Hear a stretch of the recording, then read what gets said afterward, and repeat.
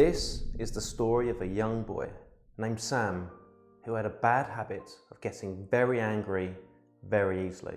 His temper would flare up at the slightest thing, and sometimes he'd shout and he'd curse at people. His parents and teachers often tried to talk to him about controlling his anger, but they were met with aggression. "You're getting on my nerves," Sam would say. Something that brought Sam joy was painting. So for his birthday, his mother bought him a canvas and a new set of paints. "Use this canvas to express your anger," she said.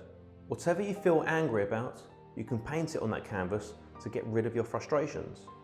Sam painted a building falling down and said, "It's what I want to happen to my school. The kids are so mean there. I feel so angry at them." "That's it, Sam," said his mother.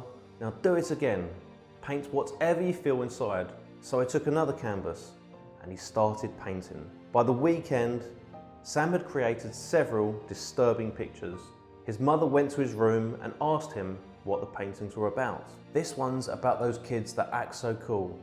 They flash their expensive clothes and their phones and they make me feel like a loser."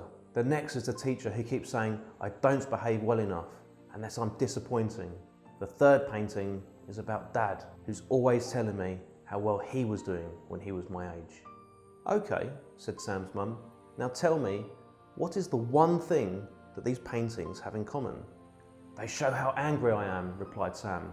"Exactly," cried Sam's mum. "You reacted to each person who you believe criticised you. Every word you said to these people hurt them. These kids didn't wear those flash clothes to put you down. Your teachers tell you to improve because they know your potential. And Dad only compares himself to inspire you, to show you that if he was able to do it, you can too." Sam thought about this for a few moments, and then he hugged his mum. He realised he was starting to feel differently about things. Over time, Sam's behaviour changed. He was a much happier kid than before and started treating everyone with much more understanding and respect. His paintings changed too. They were less about anger and they were more about contentment. The moral of this story is that when we get caught up in negative, angry thoughts, we cannot see clearly. This can quickly spiral into yet more painful thoughts and negative patterns of behaviour.